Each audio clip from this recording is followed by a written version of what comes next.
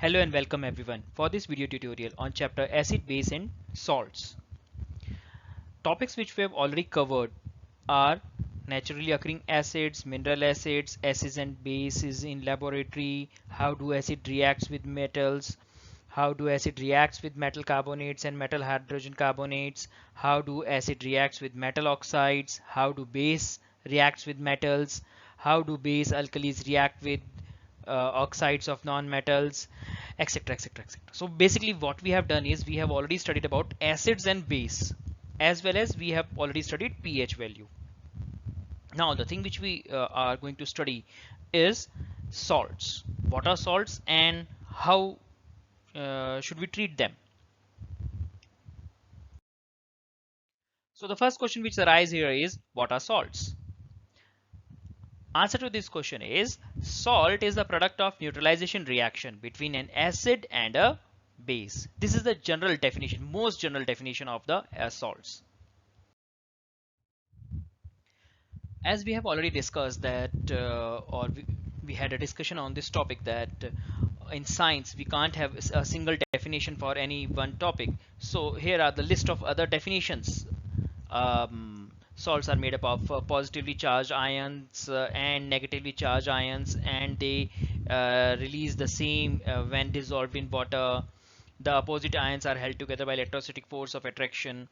So the general definition I'm here providing you is, a salt may also be defined as the compound formed when the hydrogen ion of an acid is replaced by a metal ion or an ammonium ion.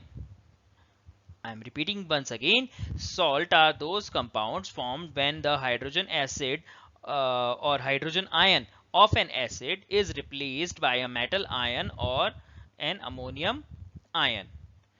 Another definition could be, salts are basically ionic compounds made up of positively charged ions that are cations and negatively charged ions that are anions. In the solid state, these ions are held together by electrostatic force of attraction. In solid state, these ions are held together by electrostatic force of attraction. When the salt is dissolved in water, these ions readily get separated. Okay, so look at the reactions which are provided to you. NaOH plus HCl. H will form H will attach with OH and will form water, and the metal will attach with the non-metal to make the NaCl. Similarly for NH4OH and HCl. These are few examples of commonly used salts and their chemical formula. Here what you have to do is pause the video and note down all the salts and memorize them. I don't have to tell you about that. After understanding what are salts, the next question which arises here is, what is the classification of salt? So on general basis, salts are classified into three categories: normal salt, acidic salt and basic salt. Okay, but for further studies there is one more, that is double salt is also added.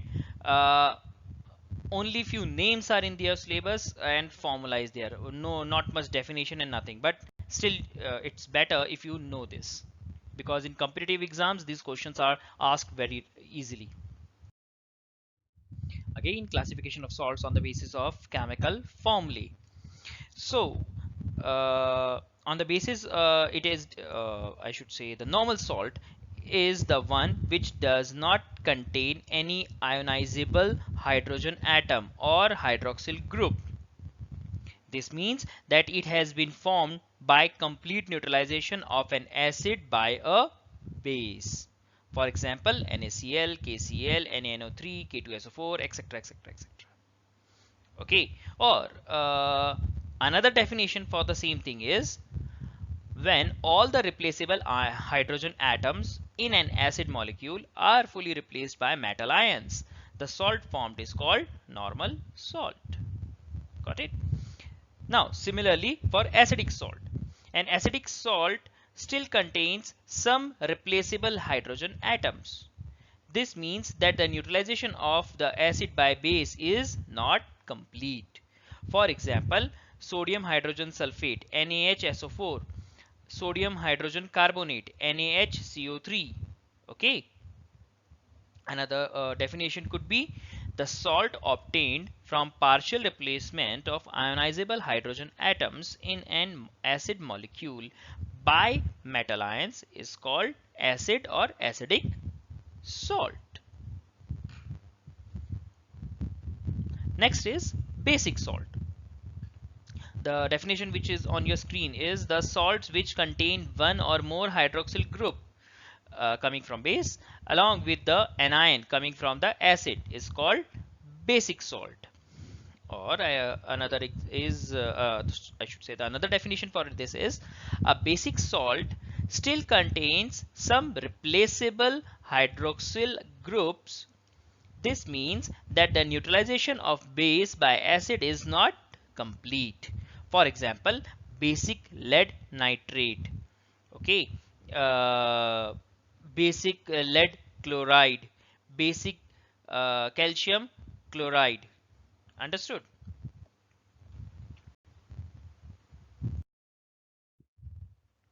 As I told you in the beginning of the classification that the definition of double salt is not in your syllabus, but their chemical formulas and their names are in your syllabus as when we are talking about your practical knowledge. So when we talk about double salt, these are the same as the name suggests, when two salts are added together, when two different neutrals or normal salts are added according to their molarity, okay, or I should say in equimolar proportions, that is the you get the salt that is known as double salt. The potash alum, or generally you know it by the name of Fitkari, is a well-known double salt and can be prepared from potassium sulfate and aluminium sulfate. Both are normal salts. Further examples are Mohr salt, ferric salt, and chrome alum. Though you have already studied this thing in your ninth class, uh, but a little bit, I should say, a baby step further is ahead in this class. That is nomenclature of salts. How to name them. The basic ideology behind naming them is uh, behind the acids or the base from which they are created. So according to the definition part, or according to the answer part, the salt of an anion coming from an acid ending with IC acid is named to and at 8 ATE8. Okay, whatever, if the acid is IC, for example, which acid ends with IC? Sulfuric acid, hydrochloric IC in the last, sulfuric IC in the last, nitric IC in the last. Okay, if that salt is made from these acids, then the name will end with 8. Okay, and if the salt of anion coming from an acid ending with OUS acid, okay, OUS acid is named to end with ite. OUS acid, then it will end with ite. Example of OUS acid is sulfurous acid. SULPHUROUS, sulfurous acid, H2SO3. So what we are able to understand here is the cation of the salt come from the base and the anion of the salt come from the acid. Therefore, name of the salt is derived from the names of the cation and the anion present in it. Look at the examples on this page, and few more examples are provided on the next other pages. I don't have to remind you, you have to write them out, you have to learn them.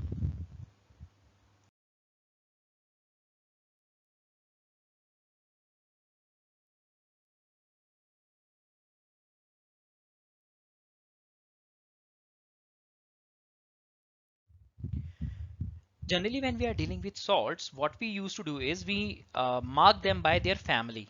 Okay, uh, that is the way of classification. or you can say grouping. We mark in that this is this family, or this is a falana family of salts. It just make things easy for us. Okay, the salt having the same cation or basic radical, or the same anion, acid radical, are said to belong the same family. And from this statement, I hope you will not be able to understand. I am refreshing this statement. The salts having the same cation, all those salts which have the same cation, suppose I'm talking about sodium, then all those salts which are having sodium in it, all those salts which are having potassium in it. Okay, and similarly in terms of anion, those salts which are having same anion, suppose I am talking about chlorine, or suppose I am talking about SO4, or etc etc, what it can be. Okay, the examples I have provided which are here are NaCl, that is sodium chloride, sodium sulfate. Okay, both are having sodium as cation. So these salts are or these all the salts falling in this category, or having sodium in them, are known as sodium salts. Similarly, when we talk about copper sulfate, sodium sulfate, okay, in these two examples, what we are having is sulfate ion, so they belong to sulfate family. Few examples of family of salts. Few more examples. I hope that I don't have to remind you to copy these names according to their family and by heart them. Now, next thing is solubility of salts in water. Generally, when we say that when we are talking about salt, then we consider that all salts are soluble in water. But no, this is not the fact. There are huge amount of salts which are insoluble in water, which can't be dissolved in water. Okay, so we have to study this thing also. So salts differ considerably in their solubility in water. Salts of sodium, potassium are soluble in water. Salts of sodium, potassium are soluble in water, while salts of silver, lead, mercury, etc. are almost insoluble in water. But some salts of calcium, magnesium and barium are highly soluble, whereas some other salts are almost insoluble in water. So on this page you are getting examples of salts which are soluble in water, as well as the nature of the salt solution, whether they are neutral, acidic or basic. Okay, so the next topic which we get here is preparation of salts, how these salts are prepared. So I have already discussed this thing, that by neutralization, or we should say that the reaction between acid and base, these salts are getting created. Okay, so few examples are shown on this page. That is NaOH plus HCl gives NaCl and H2O. So in all examples you will find that it is when we are treating an acid and a base, we are receiving a salt and water. Okay, another way to form salts is to react acid with metals. When an acid react with metal, it gives rise to a salt and hydrogen gas. So how do we write it down? Some active metals react with dilute acids to form salts and liberate hydrogen gas. So when we are talking about active metals, we are talking about, yes, reactive metals, sodium, potassium, etc. Okay, so the examples which are shown here are zinc plus H2SO4. It gives ZnSO4 and hydrogen gas is liberated. Fe plus HCl. It gives FeCl2 and hydrogen gas is liberated. Only thing is, in some cases dilute acid will work, and in some cases you can say you need a concentrated acid. Okay, but metals will react with acids, and if metal is reacting with acid, it will always form salt and it will liberate hydrogen gas. Another way to form salt is through reaction of acid on metal carbonates and metal hydrogen carbonates. Okay, examples are here that Na2CO3, when it reacts with HCl, it gives NaCl, H2O, and CO2. Now, this thing will remain same, that whenever metal is reacting with, you can say metal carbonate is reacting with acid. Whenever metal carbonate is reacting with acid, it will always release salt, water, and carbon dioxide. Look at the another example. In previous case we were using HCl. In the next case we are using H2SO4. Here also we received NaHSO4 as a salt, H2O water, and carbon dioxide gas. In chemistry, most of the reactions act like mathematical formulas. When you are using a mathematical formula, no matter whatever value you are using, the formula will remain the same. Okay, output will vary according to the values which you are using. Similarly, in chemistry, the formula for reaction would remain the same, no matter which variables are you are using. Okay. Another method of preparation of salt is by mixing two single salts in equimolar proportions, which we have already studied about double salts. And the last way is by combining of oxides of certain metals and non-metals. Salts can also form by chemical reaction of oxides of certain metals. Oxides, that is metal oxide, when you for example MgO, okay, or another example is Na2O, or whatever oxidized metal, any oxidized metal you can talk about. And